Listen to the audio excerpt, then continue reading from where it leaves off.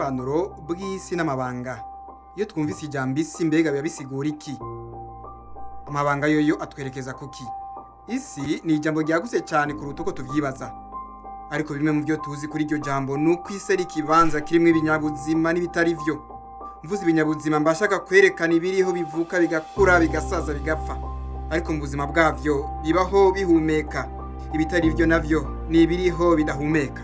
Ego cyane ni ivy'agaciro gusobanukirwa n'isi. Tuvuze gusobanukirwa n'isi tuba dushatse kuvuga ubwa mbere na mbere gusobanukirwa n'ico urico, hagakurikira ugusobanukirwa n'ibikuzengurutse.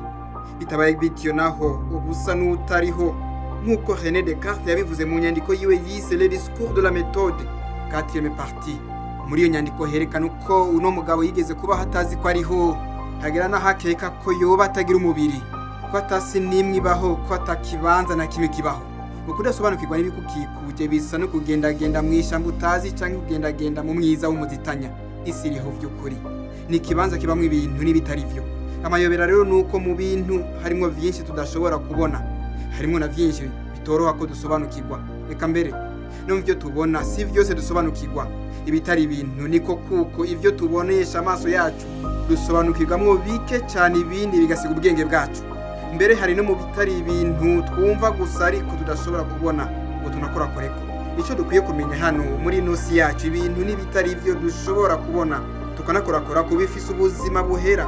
Iyo ubuzima bwavyo buheze birahita hakaza ibindi. Ibimera biramera bigakura bikuma bikabisa ibindi. Ibikoresho birakogwa bigakoreshwa bigahera bikabisa ibindi.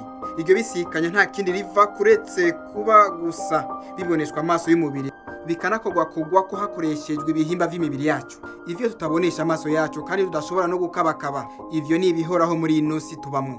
Birashika tukibaza tukanavuga ko umwanya uhera hibambewe. Umwanya ntuhita, nitwe duhita tukawusigaho. Indimi tuvuga twavuze tuzisanga tuzofa tuzisige, amahoro n'intambara. Ivyo ntivyigera bisaza na gato, ntivyigera bipfa. Tuzokama tuvyumva uko urungano ruzogenda rubisikanya n'urundi. Uguhoraho kwavyo nuko tutabibonesha amaso yacu ngo tuvuge ngo bisa gutya. Ibihimba vy'imibiri yacu ntibishobora kubikorakorako na gato. Bimwe mu bintu dushobora gukorakorako ni ibimera, intebe, impuzu n'ibindi. Ivyo birahera tubona bikagenda pi. Bimwe mu bintu tudashobora gukabakaba ni umuyaga, urwanko, urukundo, inyota, ubushuhe n'ibindi. Ivyo nibihoraho muri ino si tubayemo. Bimwe mu bitari ibintu dushobora gukorakorako n'abantu, ibikoko. Ivyo birahita birapfa bikabisa ibindi. Bimwe mu bitari ibintu tudashobora gukorakorako ni Imana canke umumarayika canke Satani, umudayimoni, impwemu mbi n'ibindi. Ivyo twavuze tubisanga tuzofa tubisige. Rimbura iki kintu mu buzima bwawe. Nimba ko kuri mu rutonde rw'ivyo bashobora kubonesha amaso y'umubiri, bashobora gukabakaba n'ibihimba vy'umubiri, uri mu kaga ko kuba munsi y'ububasha bw'urupfu. Ariko nimba bitoshoboka kuboneshwa amaso y'umubiri, kandi nimba bidakunda ko ibihimba vy'imibiri bigukorakorako, uri umuhigo w'ibihe bidashira. Aho ntaco kuza kudakora nk'umwarabu Osama Ben Laden, nk'umudagi Adolf Hitler, nk'umunya-Uganda Idi Amin Dada, nk'umuromani Nero n'abandi benshi batandukanye bakoze ibintu vy'amayobera, bakoze ibintu biteye ubwoba vy'ububisha kw'isi. Ariko igitangaje abo bose babaye inyama y'ivyondo. Turabumva gusa ku mazina, ariko naho bahonyoye ntaho tubona. Ikibabaje gusumba ikindi nuko umusiguze mu gitabo ca Biblia kigabane kigira 3 c'ico gitabo agace ka 17 yanditse ati, navuze mu mutima nti Imana izokira imanza umugororotsi n'umunyakibi. N'ayandi majambo menshi biriya vyose nadondaguye aho biba bahita isi.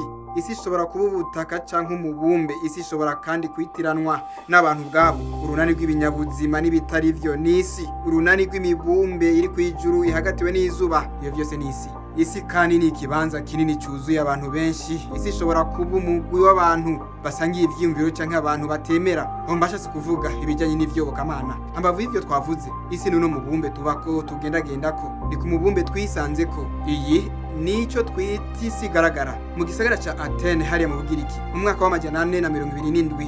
Imbere y'ivuka rya Yesu niho havutse umwe mu ncabwenge zabaye rurangiranwa kw'isi. Ubu nawe akaba yaburahuye ku mufilozofe Socrate. Uwo mwigishwa wa Socrate yerekanye icyumviro cyemeza ko hariho isi zibiri. Platon avuga ko imwe ihushanye n'iyindi. Hariho isi tugendagenda ko mu mubiri, isi igaragarira amaso yacu, isi tukabakabisha ibihimba vy'imibiri yacu.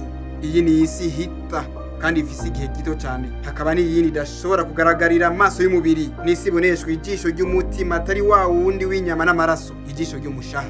igitabo kigira indwi ca Platon yise ngo ni La République yemeza ko iyo si niyo y'ukuri inengesereye kuri kose n'ibintu bizima.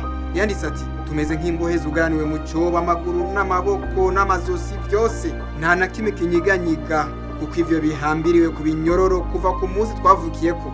Ivyo bigatuma tudashobora guhindukiza imitwe yacu ngo turabe ibiri hejuru, tuguma turaba gusa mu cyobo duhambiriwemwe n'ibinyororo. Nta kindi izo mbohe zibona uretse ibitutu bigendagenda hejuru y'imitwe y'izo mbohe. Hari inzira icamwo ikintu cyose n'ikitarico, umuco mwinshi uva ku muriro, uwo muco ni urasa muri iyo nzira, hama ibitutu vy'ibiri muri iyo nzira bikaboneka hasi mu cyobo, maze imbohe ntigire ikindi kintu ibona uretse ivyo bitutu gusa. Aha ibitutu bivugwa biva kuri buri kintu cyose n'ikitarico umuntu adashobora kubonesha amaso yiwe, kuko adashobora guhindukiza izosi ryiwe ngo arabe ibiri hejuru y'umutwe wiwe, kuko izosi n'amaguru biboshwe.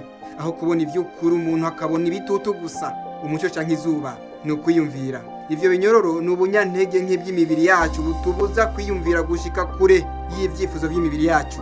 Ibinyororo bitoshe n'akamenyero, kuko twamenyereye twumva bavuga ngo kimwe guteranya kimwe bingana bibiri.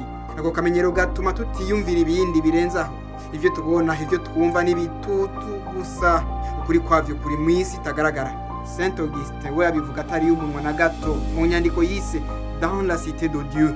Agira ati inkundo zibiri zubatse ibisagara bibiri, urukundo rwo kwikunda, urukundo rugana ku gusuzugura Imana rwubatse igisagara citwa isi, urukundo rw'Imana nabwo ruganisha ku kwiyanka rwubatse igisagara cyo mwijuru.